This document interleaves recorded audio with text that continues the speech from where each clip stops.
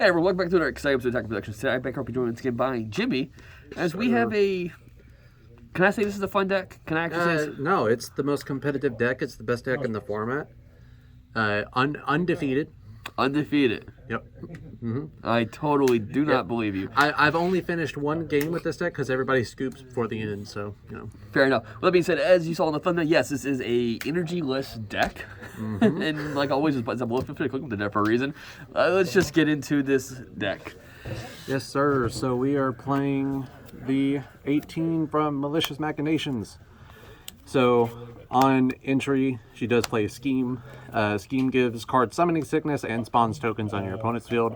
Can't play black battle cards because they immediately just go away. But I honestly, out of all of the token leaders, 18's my favorite. I think she's the most versatile in terms of not running the gimmicky archetype, but more so just being a good leader.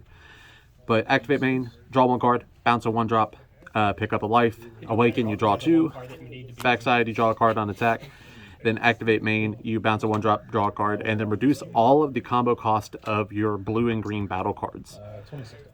So we really abuse that within this deck. Since we don't have any energy, we can't pay to combo with a bunch of these cards, but once you're on the backside, they're all free combos, and they're all really powerful. But moving straight into the deck, 16, so he can play by bouncing a token off your opponent's field. He doubles the tokens that comes off of Scheme and also makes it so they cannot attack. He is playable from the drop area and the hand. So once you see one, you're fine. But I want to see him opening hand, so that's why he's a 4 of. Activate one. -5. And then also the Unison is something you want to see opening. So you can pop a token, play this in rest mode with a marker on it. He's +2, makes your opponent's tokens they cannot attack, and gives you leader card +5. And then the -4, he gains a bunch of power and double strike. Very rarely you're doing this, but sometimes it's a fantastic game ender.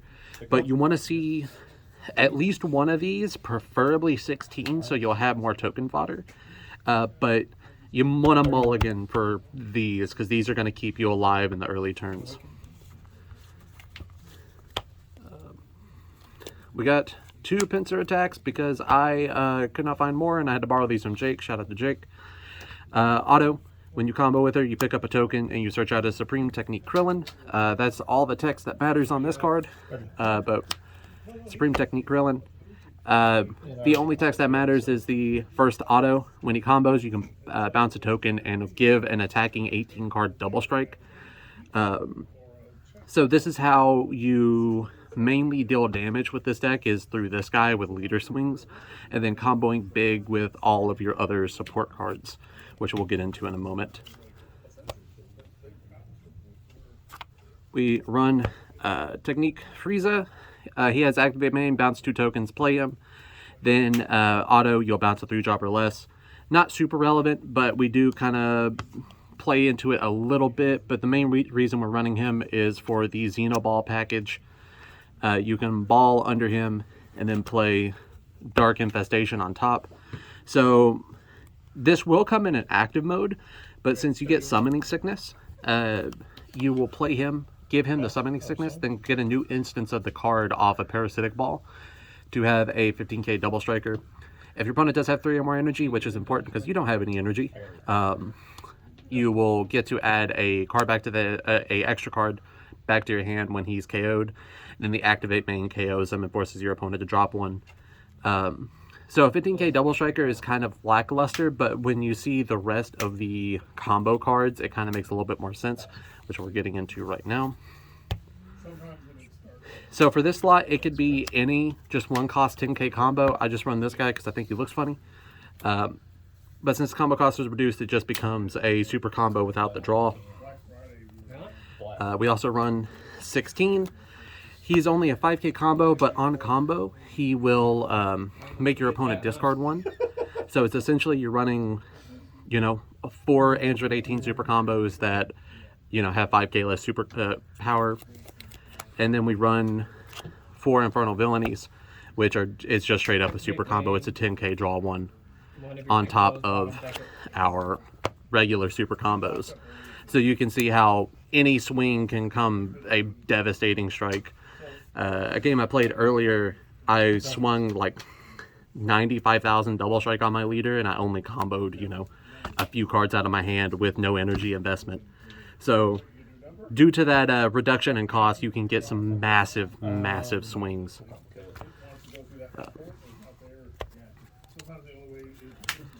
We do run 2 of these Gokus. They have never come out once, but if you bounce a card using your Frieza, you can play him for free.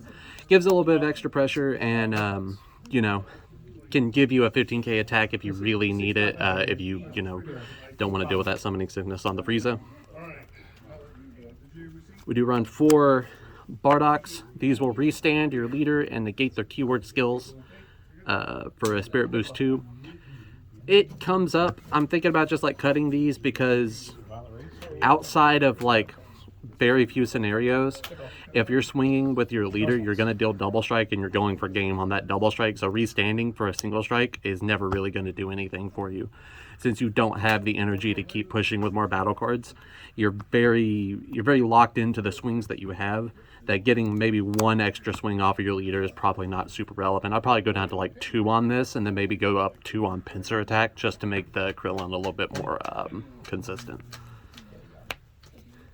One do the deed Krillin. It's a free blocker if you have an 18 in your leader area or battle area. This is one of the few defensive cards alongside 4 of these, because they require no energy investment, and they will essentially negate 2 attacks.